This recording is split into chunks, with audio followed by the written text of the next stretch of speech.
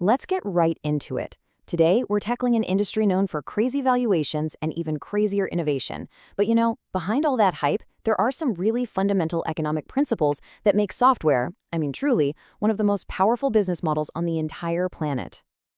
And that right there, that is the million-dollar question we are going to unpack today. Welcome to another video on Investment Basics by Mr. Majid Butt. We're going to break down exactly how to analyze software companies, everything from their business models all the way down to their balance sheets. And hey, make sure you stick around, because there is a detailed summary checklist at the end of the video that ties this all together perfectly for you. So here's our roadmap. We've broken this down into 6 parts. We'll kick things off with the incredible economics of software. Then we'll map out who the big players are.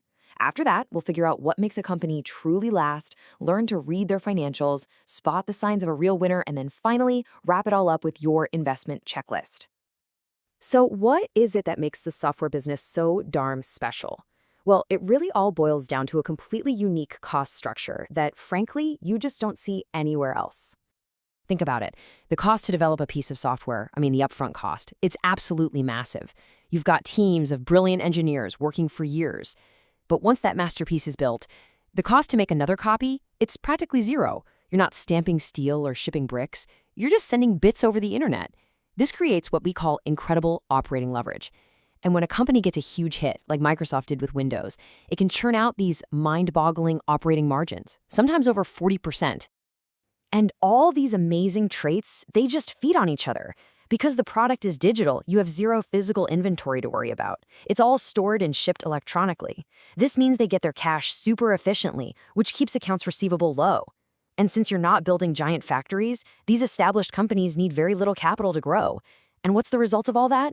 Well, they become absolute cash-generating machines. Now, this wild economic model, it directly shapes the whole industry. The software world isn't just one big blob. It's actually a collection of really distinct segments. And you'll see a common theme here. These segments almost always become oligopolies, where just a few big players dominate. And why is that? It's because tech buyers, especially big companies, are pretty conservative. They'd rather bet on an industry leader that they know will be around in 10 years. And this table just lays it out perfectly. In operating systems, it's Microsoft's kingdom, period.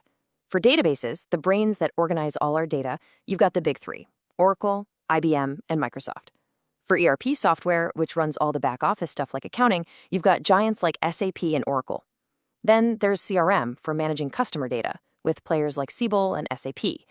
And of course, in the super critical security space, you have companies like Symantec and Checkpoint that have built these massive strongholds.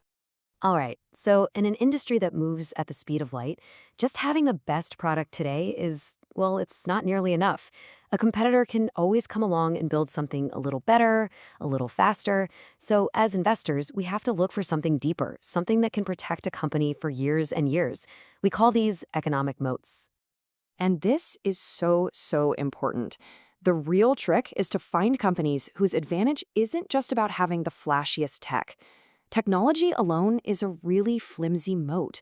The truly great companies, the ones that last for decades, they build their defenses on something much more structural. Let's take a look at what those are. Okay, the first and maybe the most powerful moat in all of software is high switching costs. This happens when a product gets so deeply woven into a customer's daily operations that the idea of ripping it out and replacing it is just a nightmare.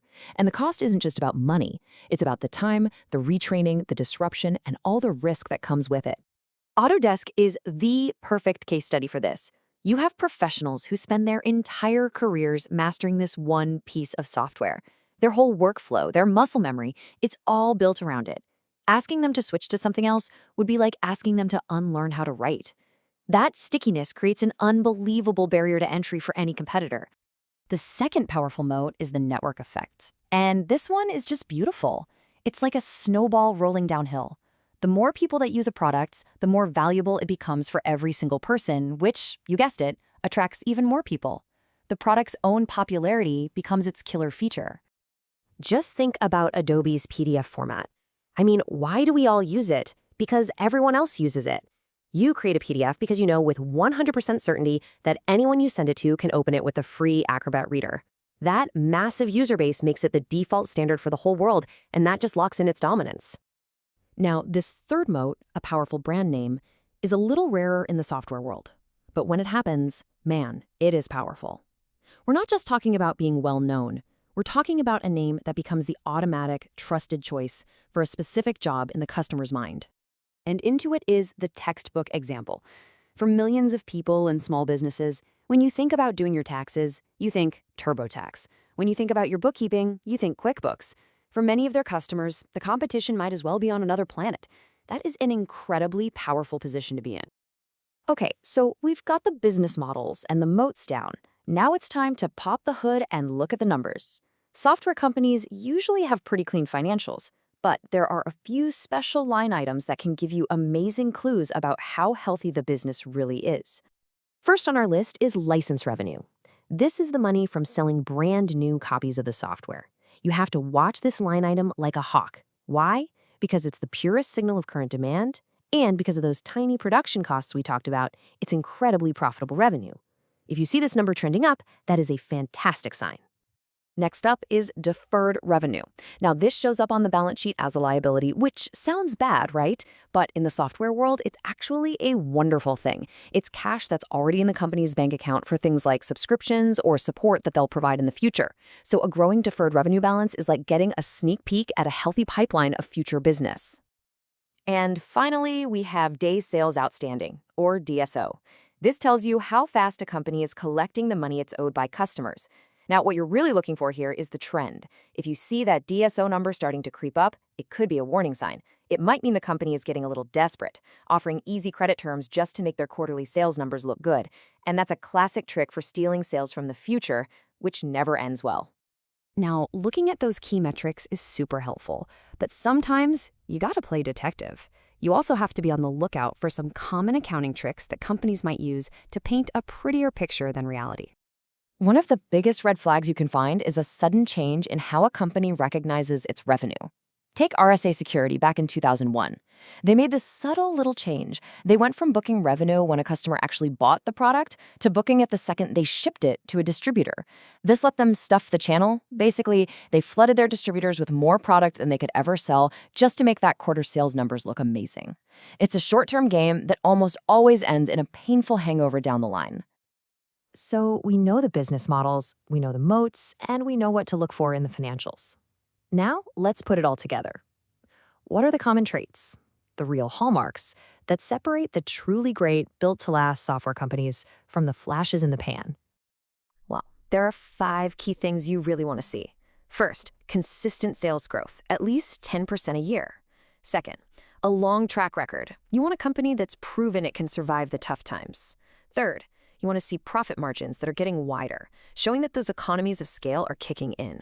Fourth, a huge and loyal customer base that just keeps coming back.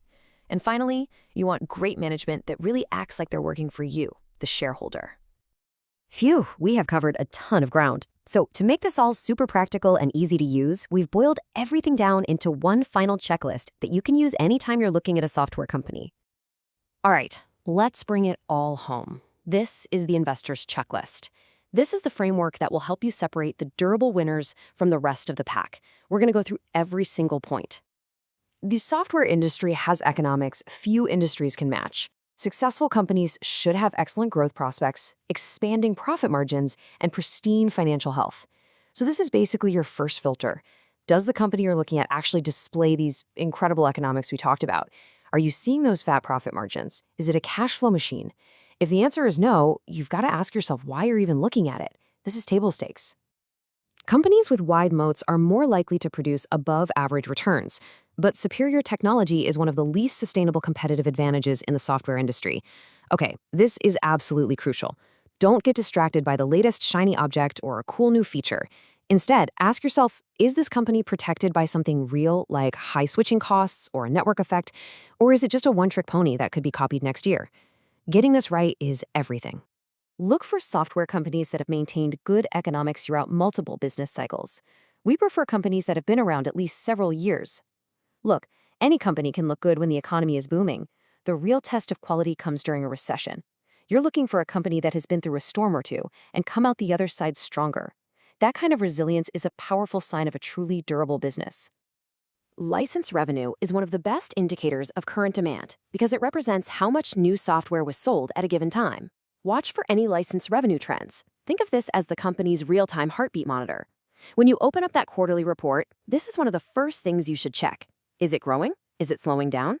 A slowdown here can be the first crack in the foundation, showing up way before the big headline numbers start to look bad. Rising days sales outstanding DSOs may indicate a company has extended easier credit terms to customers to close deals. This steals revenues from future quarters and may lead to revenue shortfalls. This is where you put on your forensic accountant hat. If a company is having trouble hitting its numbers, they might start getting creative with payment terms just to get deals signed. A rising DSO is the smoke that signals that fire. It's a dangerous game of borrowing from the future. If deferred revenue growth slows or the deferred revenue balance begins to decline, it may signal that the company's business has started to slow down. Remember how we called this the good liability? Well, it's also your crystal ball. Because it represents business that's already booked for the future, a slowdown in its growth is a huge warning sign that the sales pipeline isn't as full as it used to be. It's a true leading indicator. The pace of change makes it tough to predict what software companies will look like in the future. For this reason, it's best to look for a big discount to intrinsic value before buying. And finally, a dose of humility. No matter how perfect a company seems, the tech world is brutal and unpredictable. The best insurance policy you have against the unknown is the price you pay. Demanding a margin of safety isn't about being cheap. It's about being smart and protecting your capital. So there you have it. That's a complete framework for digging into software investments. And now the real question is, how are you going to use it? When you look at the big software names out there today, which ones do you think are true fortresses? And which ones might be built on sand? The tools are all yours now. Happy hunting.